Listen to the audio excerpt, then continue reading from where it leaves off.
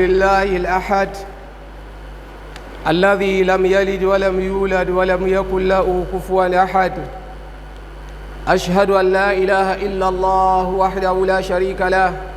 وأشهد أن محمدا عبده ورسوله. أما بعد، فإن أصدق الحديث كلام الله، وخير الهدي هدي نبينا محمد صلى الله عليه وسلم، وشر الأمور محدثاتها، وكل محدثة بدعة، وكل بدعة ضلالة، وكل ضلالة في النار. أيها المسلمون، قد سأل سائل في هذه الأيام: لماذا لا ينبغي للمسلم أن يحتفلوا بمولد نبي الله عيسى عليه السلام؟ ففيما يلي ملخص جوابي على هذا السؤال.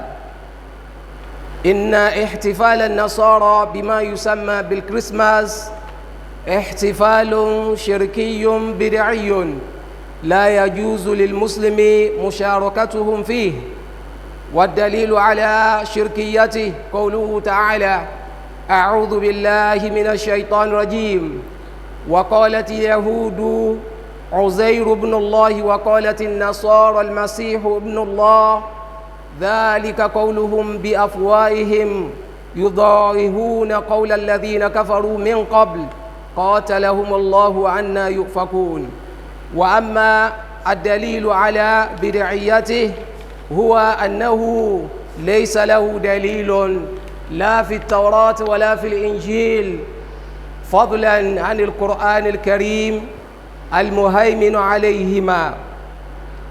والرسول صلى الله عليه وسلم يقول: كل بدعة ضلالة، وكل ضلالة في النار، فالعياذ بالله. وفيه أيضا منكر وقد أنكرته الكاهنات اللاتي حولنا، فكيف لا ينكر مثل هذه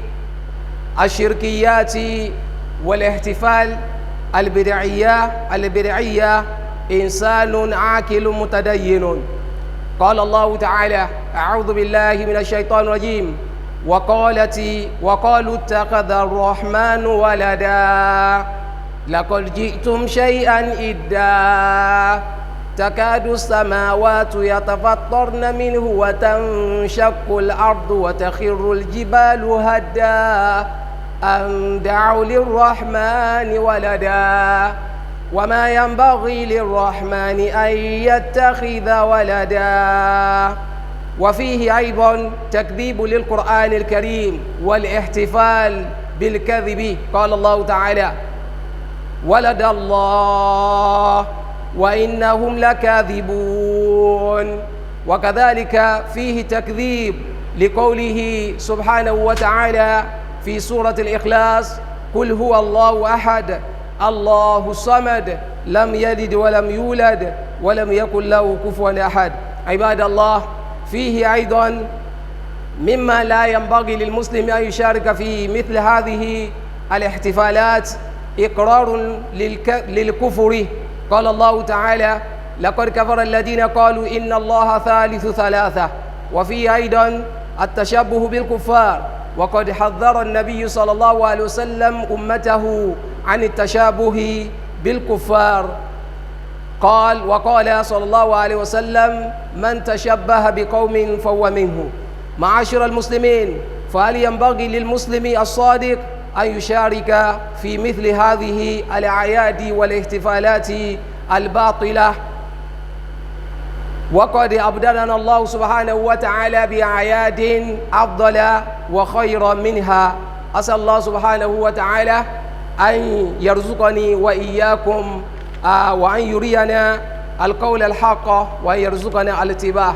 وأسأله سبحانه وتعالى أن يجعلنا ممن يستمعون القول فيتبعون أحسنه، إنه ولي ذلك والقادر عليه. الحمد لله الأحد الذي لم يلد ولم يولد ولم يكن له كفوا أحد. adúpẹ́ fún Ọlọ́run Ọba Allah subhanahu wa ta'ala, ọba ọ̀kan ṣoṣo, ọba tí ó bí máa tí ẹnìkan ó bí. A jẹ́rìí pé ọ̀kan ṣoṣo ni Ọlọ́run Ọba yìí nínú ọlá ẹ̀, àti nínú agbára rẹ̀.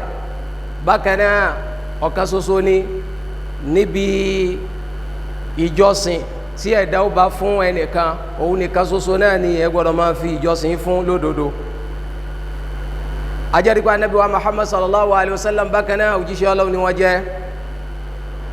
ẹrúsìn Ọlọ́run ni wọ́n ń ṣe. Abẹ́lẹ́ wọn bá subhanahu wa ta'ala kí ó bá wa sàlékún kẹtí ó kọ fún Ànábì wa Muhammad sallallahu alayhi wa sallam. Abẹ́lẹ́ wọn bá azza wa jal kọmọ́sá kẹ́ ní kọ̀ọ̀kan wa náà pọ̀mọ́ àwọn tí ó kẹ́ pẹ̀lú Ànábì wa Muhammad sallallahu alayhi wa sallam. Eléyìí tí ó máa jẹ́ ìbánisọ̀rọ̀ wa ní òní, òun náà ni ìtòlè máa wá sínú ọkàn oníkálukú wa nínú àwọn ìbéèrè, àbí ká sọ pé ó lè fẹ́ máa wá sínú ọkàn àwọn míì wípé kí ló lè fà á tí mùsùlùmí kò fi ní kópa nínú ọdún kérésì, látàrí pé lónìí tí ń ṣe ọjọ́ kẹsàn-án nínú oṣù Jumadal Akhirah tí ìjírà Ànábì wa Muhammad sallallahu alaihi wasallam tó di 1445 tó ṣe dédé oṣù ojú ọyẹ́ tí ń jẹ́ 22 nínú oṣù December ní 2023. Èyí tí yóò máa jẹ́ ìdánilẹ́kọ̀ọ́ fún wa, àkọlé ọ̀rọ̀ wa òun náà ni ìbéèrè tó lè fẹ́ máa rú nínú ọkàn ẹlòmíì, pàápàá jùlọ ìbáṣepọ̀ tó ti wà láàrin àwa mùsùlùmí àti ẹni tí èsè mùsùlùmí. Inú béèrè tí ó fẹ́ máa jẹ jáde nìyẹn, ìpẹ́ pẹ̀lú ìbáṣepọ̀ wa tá a kọ́lé tira wa yìí, kódà ẹlòmíì nínú fámìlì wọn èyí bá a ṣe rí mùsùlùmí lárí ẹni tí èsè mùsùlùmí. Ìdàpọ̀ yẹn ó ti wá ní agbára débi pé ẹlòmíì lè fẹ́ máa ṣe ìyàtọ̀ má bọ̀tì ẹ̀sìn Ọlọ́run ọba Allah fi ìyàtọ̀ sí. Ìbéèrè yìí lè wá fẹ́ máa jẹ jáde ipe kí ló fà á gan tí mùsùlùmí ò fi gbọdọ̀ kópa níbi ọdún kérésì. Ọ̀rọ̀ yìí yóò ṣe àwa tá a jẹ́ mùsùlùmí òdodo yóò ṣe wá láǹfààní, yóò sì ṣe ẹlòmíì tí ẹ ṣe mùsùlùmí náà yóò ṣe láǹfààní. Eléyìí tí ó fi ṣe ẹni tí ẹ ṣe mùsùlùmí láǹfààní òun náà ni pé yóò lè gbọ́ ọyé pé kò sí kórìíra níbi àìbániṣe ọdún papọ̀, kò sí kórìíra ń bẹ. Nítorí pé ẹ̀sìn wa ẹ̀sìn Islam, ọ̀nà tó fi ní ká bá àwọn ẹlẹ́sìn míì ṣe ọ̀nà yẹn pọ̀ ju ọ̀nà tó fi ní ká má bá wọn ṣe lọ. Eléyìí náà ni ó lè jẹ́ kí ara ó tu ọ̀pọ̀lọpọ̀ tí ò bá sí nǹkan mi lẹ́mìí ẹlòmíì o, wípé àìkópa níbi ọdún kérésì àbí àìkópa níbi ọdún New Year àbáwọn anú ọdún míì náà tí ó bá níbàtàn pọ̀ mọ́ ẹ̀sìn míì, eléyìí ò sí kórìíra ń bẹ. Eléyìí bákan náà kò sì mútùmọ̀ wáyé pé sí ẹ wá ṣe pé ẹ fẹ́ dá àárín wa rú ni, ẹ fẹ́ kí àjọ máa ṣe papọ̀, kò rí bẹ́ẹ̀ o, látàrí àwọn nǹkan tí a fẹ́ máa kà fúnra ara wa yìí. Bákan náà ọ̀nà tí ó gbà ṣe mùsùlùmí láǹfààní, pàápàá jùlọ mùsùlùmí, ọ̀gọ̀rọ̀ mùsùlùmí ni ká sọ, torí alhamdulillah gbogbo àwọn tọ́lọ́wọ́n ọba Allah bá ní kó máa gbọ́ wá sí àwọn àfáà sunna, ọ̀rọ̀ yóò ti clear sí wọn. Ìpè ìbéèrè tó lè fẹ́ máa jáde lọ́kàn ní pé kí ló dé tí mùsùlùmí òdodo, torí reason ló yẹ ká ṣàlàyé kó fi lè yí oníkálukú, ìpè di tí mùsùlùmí ò fi gbọdọ̀ bá wọn kópa, pàápàá jùlọ mùsùlùmí tó bá máa ń tí ń ṣe. Torí gbogbo bá ti ń pariwo tó yìí yóò yà yín lẹ́nu pé ẹni tó gbé ọdún ọlọ́dún rù bí àwọn mùsùlùmí míì tí ò lágbọ́yé ló fẹ́ pọ̀ jù. Bó bá tásìkò nísìnyí ẹ rí i pé ọmọ mùsùlùmí ló pọ̀ nínú àwọn ọmọ tán yín báńgà. Ọ̀gọ̀rọ̀ àwọn ọmọ míì àwọn lè lọ ilé ìjọsìn títí wọn. Ọmọ mùsùlùmí lẹ́ rí i pé oríṣiríṣi ń táwọn ọlọ́dún tó míì gan ò ṣe, ọmọ mùsùlùmí mi lẹ́ rí níwájú. Kò sí ní tó fà á, irú àlàyé irú ọ̀rọ̀ yìí kò yí ọ̀pọ̀lọpọ̀ ni. Ẹlòmíì lè wá wo pé ìwọ́nú kọ́ wa láàrin ara wa tá a bá ń sọrú ọ̀rọ̀ yìí ṣé kò ní tú wa ká báyìí? Èsì lórí ẹni pé kò lè tú wa ká o, látàrí pé tó bá lọ jẹ́ pé irú ọ̀rọ̀ yìí irú wá sí i ti ń jáde tipẹ́tipẹ́ ni, ó yẹ kí gbogbo oníkálukú kó ti mọ lẹ́vù ara rẹ̀. A ti lè mọ̀ pé ibi tá a ti bá àwọn ẹlẹ́sìn míì ṣe ní, ibi tá a ti ní bá wọn ṣe ní. Nítorí pé gbogbo tó bá ti dàpọ̀ mọ́rọ̀ ẹ̀sìn, Ọlọ́run ọba Allah ọba tó dá wa kò fi ọ̀rọ̀ ẹ̀sìn ṣeré o. Nípa abáyé jàmáà, a máa ṣàlàyé nísìnyí kí wọn náà ó yẹ kó o lè máa mọ ìdí pàtàkì tí mùsùlùmí ò fi gbọdọ̀ bá wọn kópa níbi kíni ọdún kérésì. Ibadallah, abẹ́lẹ́ ọba subhanahu wa ta'ala kó fi èmi àti yín sínú àwọn tí ó gbọ́ òdodo ọ̀rọ̀ tí ó sì lo eléyìí tó dá ń bẹ̀ ọlágbára ọlọ́run ọba Allah abi Allah subhanahu wa ta'ala gbogbo àwọn tá a ti rí ìmọ̀lẹ̀ islam abẹ́lẹ́ ọba azza wa jal akọ́dà síbò àtàfin ní islam kọ́lọ́mọ jẹ́ nìkan wọ́n mọ̀ àwọn tí ó ti rí ìmọ̀lẹ̀ islam kọ́lọ́mọ àjogún ìmọ̀lẹ̀ islam fún wa. naam ibadallah nínú táàfin mọ̀ pé mùsùlùmí òdodo kò gbọ́dọ̀ bá wọn kópa níbi ìmáṣe ayẹyẹ ọdún oníkérésìdé. alákọ̀ọ́kọ́ ń bẹ̀ òun náà ni pé àwọn àfáàjú ó yé wa ìpè ọdún yìí ọdún kérésì yìí wọ́n ní ó jẹ́ nǹkan kankan tó jẹ́ ọdún tó kó ẹbọ sínú bákan náà ọdún àdáadáa lẹ̀ ni kí làwọn ìdí lórí àwọn nǹkan tá a sọ yà sọ pẹ̀lú ọpọlọ wa lásán o bákan náà mùsùlùmí òdodo torí mùsùlùmí mi náà ni ó tún máa ṣàlàyé pé irú ọ̀rọ̀ yìí rárá o kò rí bẹ́ẹ̀ kódà yóò yà yín lẹ́nu ẹ̀ra wọn míì gan ta pera wọn láàfà wallahi wọn ò máa dìfẹ́ǹdì ọdún tó yẹ pé àwọn tó lẹ̀sìn gan wọn ò rí bí fìdí ẹ̀ múlẹ̀ nínú ìwé ẹ̀sìn wọn a sì rọ́pọ̀lọpọ̀ nínú àwọn èèyàn míì wọn làwọn fẹ́ dìfẹ́ǹdì ẹ̀ pẹ̀lú ìmọ̀ pariwo pé àwọn fẹ́ jẹ́ peacemaker ipe àwọn kan fẹ́ kó yẹ pé ká máa rẹ́ bẹ́ẹ̀ sì ni ẹ̀sìn Ọlọ́run ọba Allah náà kò tako kárẹ́pọ̀ láàrin àwa àtẹlẹ́sìn míì àmọ́ fi ààlà sí fún wa ipe oko kì í jẹ́ ti bàbá tọ́mọ kó má làálàá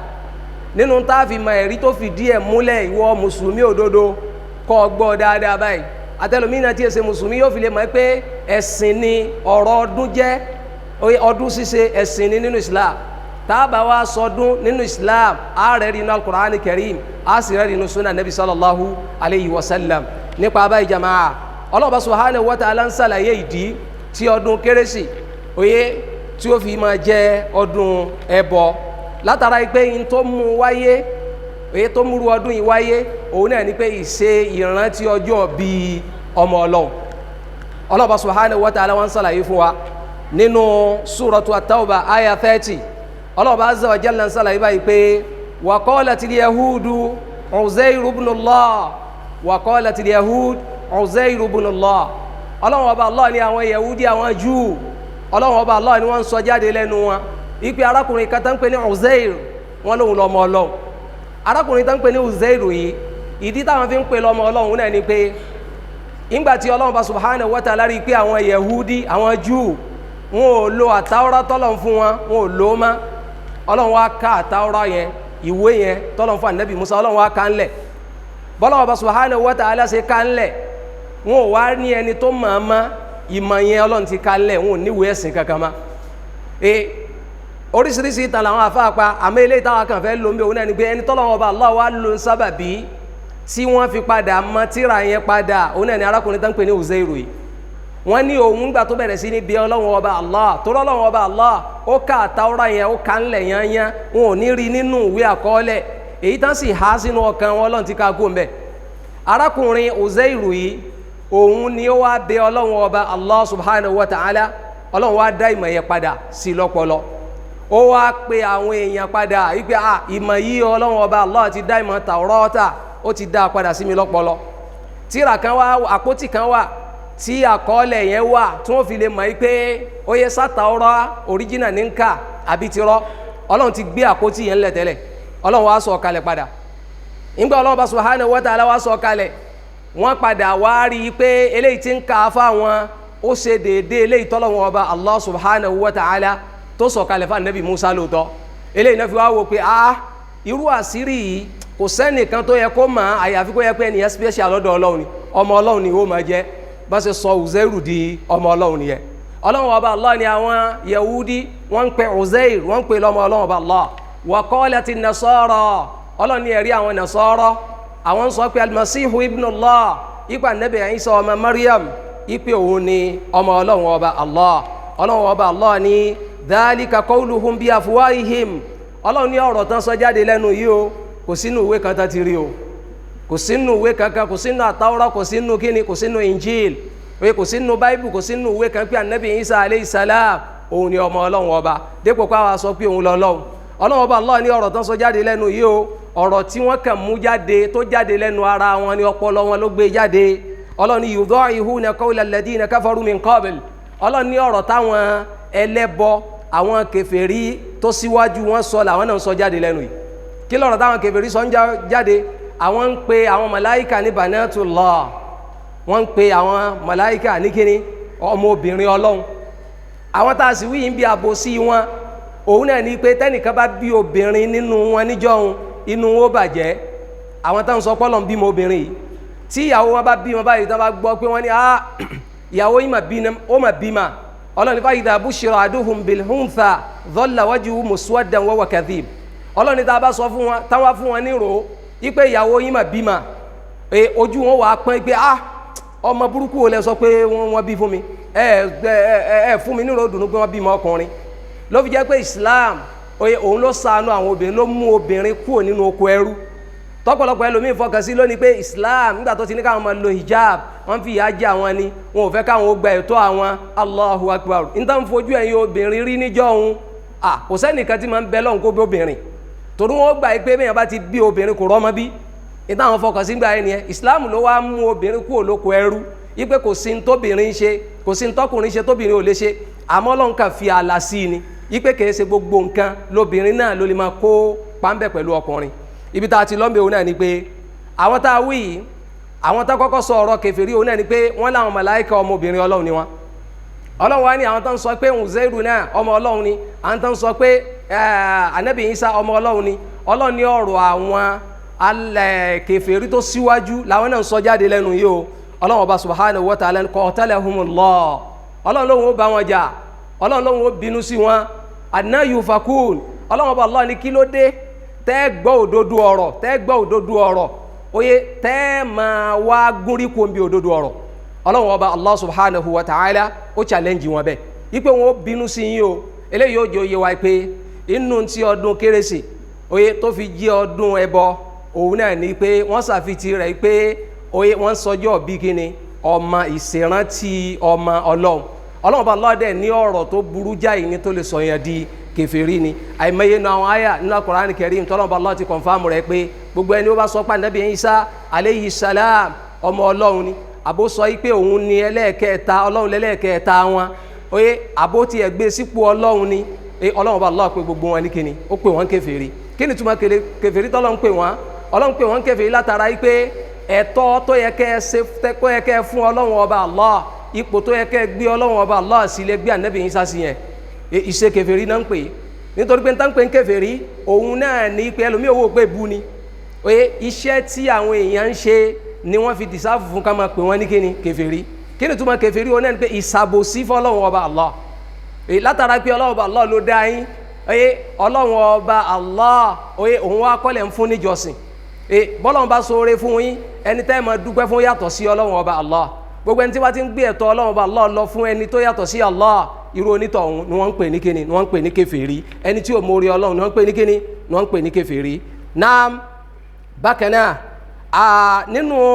àkọọ́lẹ̀ tá a tún rí òun náà ni pé ẹ̀rí tó fìdí ẹ̀ múlẹ̀ fún wa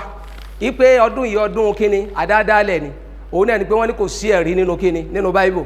kò sí ẹ̀rí nínú kíni nínú kátó wá sọ pé Al-Qur'an Karim, gbogbo àwọn òwe tó síwájú kò séyìí tó fà àkọọ́lẹ̀ rẹ̀ rìnrìn lẹ́yìn pé 25 ní wọ́n bí Ànábì Ìsá alayhi salam. Ọdún yẹ nítorí kálukú tá a ṣe pé kíni tákàn bá táwọn èèyàn ṣe ni, kódà àwọn èèyàn tẹ ti bá gbàgbọ́ wọn débi pé ó lẹ́rìí o kò lẹ́rìí o, àwọn ọmọ ṣe lọ ni. Bọ́tí wọ́ mùsùlùmí òdodo ó rántí ní tá Ànábì rẹ̀ sọ fún wọn ní sallallahu alayhi wa sallam. Ànábì ni man amila amalan laysa alayhi amruna fahuwa raddun. Ànábì gbogbo ẹni ó bá ṣiṣẹ́ kan tó lóun fẹ́ fi súnmọ́ Ọlọ́run, nínú àwọn iṣẹ́ tá a máa ń ṣe tá a máa fi ń súnmọ́ Ọlọ́run Ọba Allah òun náà lọ́dún. So ọdún nínú Islam ẹ̀sìn ni, bẹ́ẹ̀ bá wà lóun fẹ́ sọ ọdún kan tọ́lọ́run Ọba Allah wá ran Ànábì sallallahu alaihi wasallam, Ànábì lọ́lọ́run kò ní gbà ní ọwọ́ rẹ̀. Tó bá ti wà á mọ ní bídíà tí ò mú ẹbọ lọ́wọ́ ni a tún gbọ́, bídíà tó ti mú ìṣekèfèrí sọ́lọ́run Ọba Allah lọ́wọ́ wọ́n ní aburú ni, ó yẹ kí mùsùlùmí òdodo ká jìnà sí. Bákan náà nínú tá a tún fi mà yí pé inú ọ̀rọ̀ tí mo tún fẹ́ rántí òun náà ni pé Ànábì Ìsá alayhi salam a padà gbé kútù wà wá gan lórí ẹ pé kí ni gbàgbọ́ àwa mùsùlùmí tó yẹ ká ní lórí Ànábì Ìsá alayhi salam. Tálà Ànábì Ìsá gan, kódà lọ́dọ̀ àwọn Nasara gan tálà wọn tẹ̀lé Ànábì Ìsá, ìgbàgbọ́ ẹyọ kankan náà ní sí Ànábì Ìsá alayhi salam. Ìbẹ̀ nú àwọn míì tán gbà pé Ànábì Ìsá ọmọ Ọlọ́run ni, ìbẹ̀ nú àwọn míì tán gbà pé rárá òun gangan ni kíni, òun gangan lọ́lọ́run. Méjèèjì náà lọ́lọ́run bá Allah wájú ní Al-Qur'an Karim, ó sì sọ ipò wọn. so abi Ọlọ́run bá subhanahu wa ta'ala kọ́lọ́run fi òdodo hàn ní kọ̀ọ̀kan wa kọ́lọ́run jẹ́ àlè tẹ̀lé o bákan náà nínú tá a tó fi gbọdọ̀ kópa ìrẹ́ mùsùlùmí òdodo káwa wí ní tiwa oye àlè mọ́ tọpinpin ẹnìkan káàkiri ìgbésọ̀ ọ̀sọ́dún àbọ̀ ṣe àmọ́ràn yẹn ní káwọ́ sọ nínú àwọn ọ̀ràn yẹn tó wáyé ká sọ òun náà ní eléyìí o àwa ti bọ́ tiwa báyìí o èyí bá a bá déwájú Ọlọ́run ọba Allah ní láwùjáre ìkan pé ààrẹ ni sọ fún wa ni ibadallah wọn ní bákan náà ìmọ̀ kópa níbi ọdún yìí òun náà ní pé ó ń túmọ̀ sí pé inú àwọn nǹkan ìkórira tó jẹ́ pé àwọn nǹkan tí ń bẹ lẹ́gbẹ̀ẹ́ wa tí ò mí wọ́n ń kórira rẹ̀ pé a gbọ́dọ̀ ṣàfihàn rẹ̀ sọ́dọ̀ Ọlọ́run ń bẹ nínú ọdún yìí Ọlọ́run subhanahu wa ta'ala ó ń sọ fún wa nínú suratu Maryam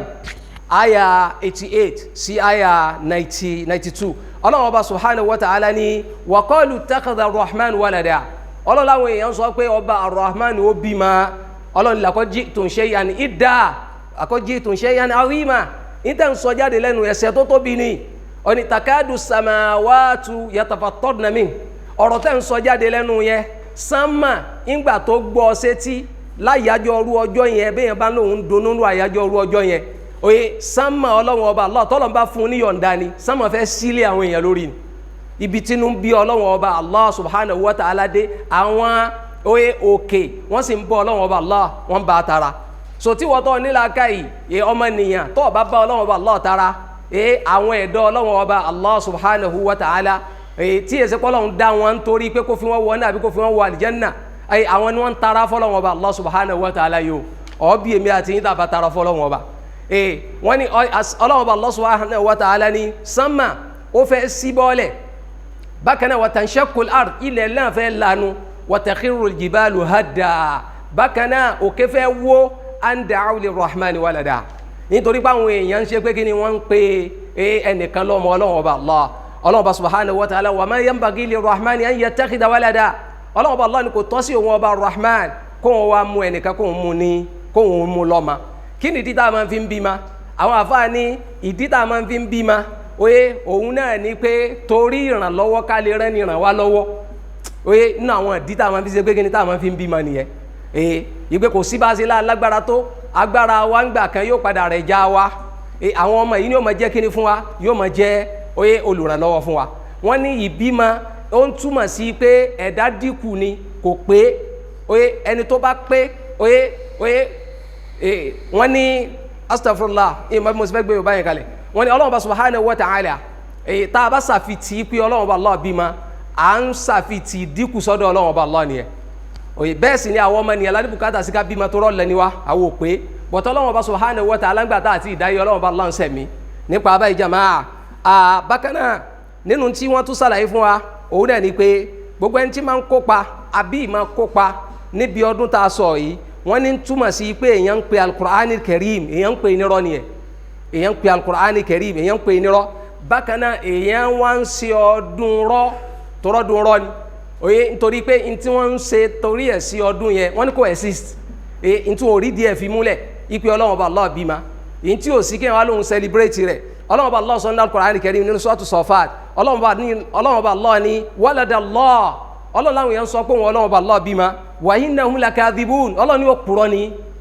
so nípa báyìí inú àwọn àdí tí mùsùlùmí òdodo tó fi gbọdọ̀ kópa nìyẹn o bákan náà wọ́n ní irú ẹni tí bá tún kópa nírú inú ọdún yìí náà àbó gbà pé kò sí ní tó burúkú sí irú ọdún yẹn so wọ́n ní irú rẹ̀ ọtún tako aya al-Qur'ani karim tọ́lọ́wọ́n bá Allah ti sọ pé qul huwallahu ahad ìrẹ́ ànábì sọ fún wọn pé èmi Ọlọ́run bá Allah ọba ọ̀kan ṣoṣo ní mí Allahu samad ọba tí gbogbo àwọn èèyàn máa ń darí bùkátà lọ sọ́dọ̀ rẹ̀ ni lam yalid ìyìn bímọ wọ́n wá ní wọ́n celebrate ọjọ́ bí ọmọ Ọlọ́run ọba Allah wọ́n tún wá ń béèrè pé ṣe kọ́ kópa ń bẹ̀ Ọlọ́run sì lóhun òbí ma kí ló ń sọ yẹn Ọlọ́run ọba Allah ni lam yalid òun òbí ma walam yulad ẹnìkan òbí òun Ọlọ́run ọba Allah bákan náà wọ́n ní fihi iqraru lil kufur wọ́n ní bákan náà ìmọ̀ kópa níbi ọdún yìí wọ́n ní èèyàn ń fi ìṣe kèfèrí sí Ọlọ́run ọba Allah rìn lẹ́nu yẹn Ọlọ́run sọ ní al-Qur'an al-Karim pé laqad kafara alladhina qalu inna Allaha thalithu thalatha Ọlọ́run láwọn èèyàn sọ pé Ọlọ́run ọba Allah òun lẹ́lẹ́kẹ̀ẹ́ta wọn Ọlọ́run ọba subhanahu wa ta'ala ó pe àwọn tí wọ́n bá ń sọ pé oyè mẹ́ta lọ́kan ó pè wọ́n ní kèfèrí láàyè yìí bákan náà wọ́n ní ìkópa ń bí ọdún yìí yóò máa túmọ̀ sí pé à ń kópa àwọn ẹlẹ́sìn míì tá Ànábì sallallahu alaihi wasallam ti sọ fún wa pé man tashabbaha bi qawmin fahuwa minhum. Ànábì ní gbogbo ẹni tó bá kópa tó bá ṣe bí àwọn àjọ kan tó bá dijọ́ gbé ní al-qiyama Ọlọ́run ó dà á pọ̀ mọ́ àwọn àjọ yẹn ni. Ma'ashiral muslimin, àwa tá a jẹ́ olùgbàgbọ́ òdodo, fahal yanbaghi lil muslimi sadiq, ǹjẹ́ ó wá tọ́ káwa náà ká gbìyànjú pẹ̀lú gbogbo nta àti kà síwájú yìí. Ẹni tó bá pèrè ẹ̀ ní mùsùlùmí òdodo tó pé lóòótọ́ irú ẹni báyìí an yusharika fi mithli hadhihi al-shirkiyat wal-ihtifalati al-batila, so wá dá ká máa bá wọn kópa ń bí irú àyájọ́ ru ọdún báyìí. So abẹ́ Ọlọ́run bá subhanahu wa ta'ala kọ́lọ́run mọ́sá fi wá sínú àwọn tí yóò gbọ́ òdodo ọ̀rọ̀, kọ́lọ́run sì fi wá sínú àwọn tí yóò lè tẹ̀lé ọlágbára Ọlọ́run ọba Allah. Wọ́n ní nítorí pé Ọlọ́run ọba Allah ó ti fi ọdún méjì rọ́pò fún wa. Ànábì ńgbà tí wọ́n wọ Madina wọ́n bá àwọn èèyàn tán ṣe oríṣiríṣi ọdún. Ànábì wọn sàlàyé pé Ọlọ́run ọba Allah ti fi ọdún méjì rọ́pò fún yín, ọdún Iléyá àti ọdún ìtúnu àwẹ̀. Kódà ó fi mú ọdún míì náà táwọn èèyàn tó ń láwọn fẹ́ gbé dìde nínú Islam, oye bí kan ní ọdún Mọ́lúdì àbí ọdún Laylatul Qadri àbí oríṣiríṣi náà àwọn ọdún táwọn ṣe, wọ́n ní gbogbo ẹ̀ pátápátá kìí sọdún nínú Islam. Bẹ́ẹ̀ bá ṣe Ọlọ́run ọba Allah kò ní fún ní ládá, èèyàn tún wá lè gbẹ̀sẹ̀ bọ́m̀bẹ̀ níwájú Ọlọ́run ọba subhanahu wa ta'ala. Mo bẹ̀ Ọlọ́run ọba subhanahu wa ta'ala kọ́mọ́sá fi èmi àti yín sínú àwọn tí yóò mọ ẹbọ lẹ́bọ tí ó sì lè jìnà sí. Abẹ́ Ọlọ́run ọba Allah subhanahu wa ta'ala oúnjẹ tá jẹ tá sàgbákò kọ́lọ́mọdé àbá wọn jẹ́ o. Kíkí láàkí àwọn èèyàn oye táwa kó ìbínú níwájú Ọlọ́run ọba Allah kọ́lọ́mọdé àbá wọn kíru kíkí bẹ́ẹ̀ ọlágbára Ọlọ́run ọba Allah. Àwọn afáàjì ó yé wa pé wọ́n ní ẹni tó bá tiẹ̀ kíyàn fúnru ọdún báyìí, wọ́n ní orúkọ wọn àpèjúwe rẹ̀ ó dà gẹ́gẹ́ bí ẹni tó rí àwọn èèyàn tí ń forí balẹ̀ fún òòṣà tó wá kí wọn pé ẹ kú sẹ́ńbẹ̀ ń wo, wọ́n ní bọ́rọ̀ rẹ̀ ṣe rí nìyẹn. So nípa báyìí ẹjá gbìyànjú oye ẹjá tẹ̀lé àṣẹ Ọlọ́run ọba Allah. Gbogbo rẹ̀ kọ́ta bá ń wo pé àfẹ́ kí wàá ló ṣẹlẹ̀ láàrin àwọn èèyàn kámọ̀ yìí pé ìrẹ́pọ̀ yẹn Ọlọ́run ọba subhanahu wa ta'ala ó fi àlà sí fún wa. A ṣe dáadáa sí gbogbo àwọn tí èsẹ̀ lẹ́sìn wa, kódà ẹni tí tó jẹ́ ẹranko gan ẹranko Ọlọ́run ni a ṣe dáadáa sí ká tó wá ní ẹni tí ń mí àbẹ́yìí tí èmi. Àmọ́ tó bá ti jẹ mọ́ ọ̀rọ̀ ẹlẹ́lẹ́sìn dé Ọlọ́run ọba subhanahu wa ta'ala ó fà àlà sí ó fà àlà sí fún wa. bẹ́ẹ̀ ló mi wá ó gbé tí wò bá ti bá mi kópa níbi ọdún mi, èmi náà bá ní bọ́ kópa níbi ọdún rẹ̀, á ní kò sí wàhálà ń bẹ̀. Tọ́rọ́ Ọlọ́run ọba Allah ti ṣàlàyé fún wa pé lakum dinukum waliya din. Abẹ́ Ọlọ́run ọba subhanahu wa ta'ala kó fi òdodo hàn ní kọ̀ọ̀kan wa. Abẹ́ Allah subhanahu wa ta'ala kọ́lọ́n sì já lè tẹ̀lé o ọlágbára Ọlọ́run ọba Allah. Gbogbo oúnjẹ tá a jẹ àti ṣàlàyé ẹ̀ síwájú gbogbo àtàwọn máa ń sọ àyọjú náà káàkiri arọ oníkálukú wa àti wí ti wá fún wa báyìí ó ti yé eléyìí tó kù wá kú náà ni pé ká ló ń ti ń jí òdodo ọ̀rọ̀ a lè máa sọ́ra ara wa káàkiri, àmọ́ káwa sọ eléyìí táwa ti sọ yìí. Kódà ẹlòmíì yẹn bá sọ òdodo ọ̀rọ̀ yóò tún wá jókòó níbi tá ti gbóúnjẹ fún ní irú ọjọ́ òun, ó bá rí àwọn àfa àtàn kọjá tó wá ní àfa assalamu alaikum, yóò tún kí àfa gbèsè rí bẹ́ẹ̀ tí wo mi èmi máa jẹ oúnjẹ òun lọ ni, kò sí problem, ó pàdé Ọlọ́run ọba Allah níjọ́ kan káfa wí ní títí ẹ̀ oye kò lè fọ́ọ̀sì rẹ o oye. Kódà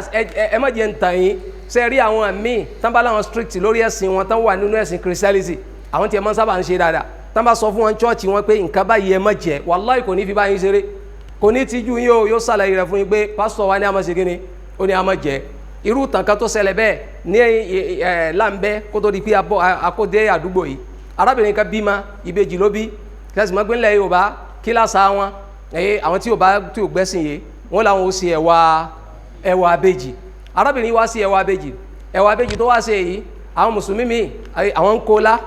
àwọn Christian mi àwọn ṣe gíní àwọn náà ń kó la. Arábìnrin yìí ń titi ẹ̀ òun wá lóhun decent inú ẹ̀sìn wọn. Bọ́n ṣe gbé fún báyìí ó ní pásítọ̀ àwọn ní kó àwọn ọmọ jẹ, Allahu Akbar, ó sọ frankly ni,